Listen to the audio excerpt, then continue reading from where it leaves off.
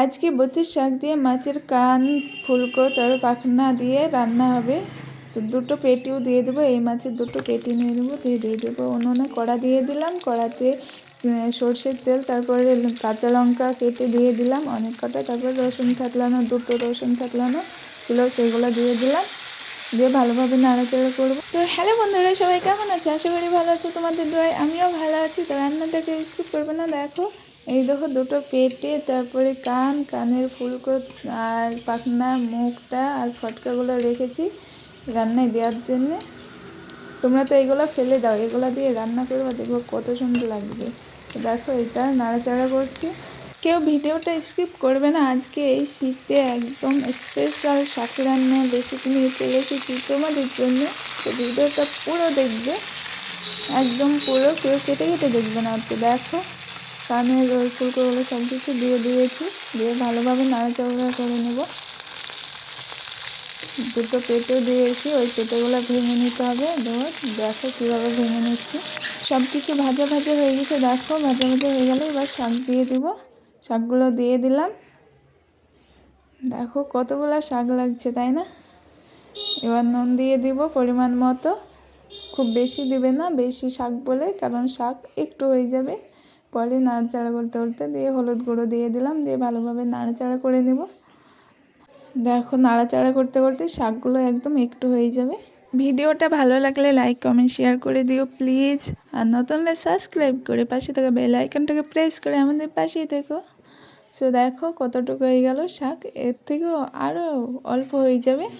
তো ভালোভাবে নাড়াচাড়া করো। এবার জল দিয়ে দেবো একটু সিদ্ধ করার জন্যে, আবারও নাড়াচাড়া করে নেব।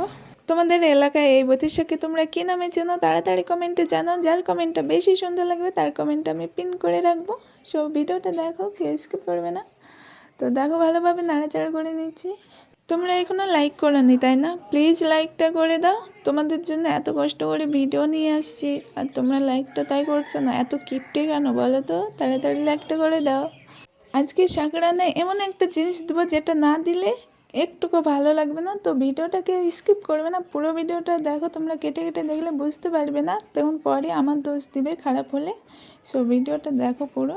এবার দিয়ে দেবো সেই জিনিসটা যেটা না দিলে খেতেই ভালো লাগবে না।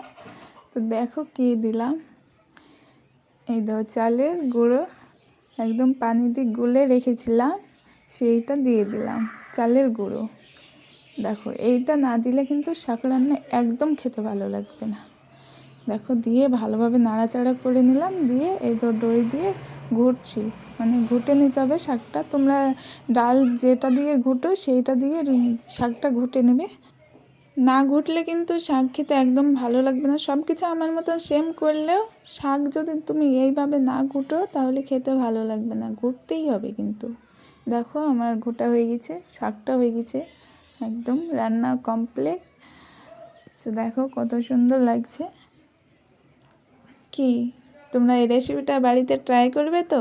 এভাবে শাক রান্না করবে তো দেখবে সবাই খুশি হয়ে যাবে। আমাদের বাড়িতে সবাই খেয়ে খুব খুব খুশি হয়েছিল, আমার দাদিমাও খুব বলছিল যে খুব ভালো লেগেছে। তো দেখো কালারটা দেখো, শাক রান্নাও দেখেও খেতে ইচ্ছা করছে, একদম তেল তেল। আমাদের সবারই প্রিয় শাক রান্নার রেসিপিটা তোমাদেরকে দেখালাম। তোমরা এই রেসিপিটা ট্রাই করবে, তোমাদের বাড়িরও সবারই খুব পছন্দ হবে আর সবারই ভালো লেগে যাবে, সবাই এই শাকের লাভার হয়ে যাবে কিন্তু। তো ভিডিওটা এখানে শেষ করলাম, সবাই ভালো থেকো, আশা করি ভালো থাকবা, বাই।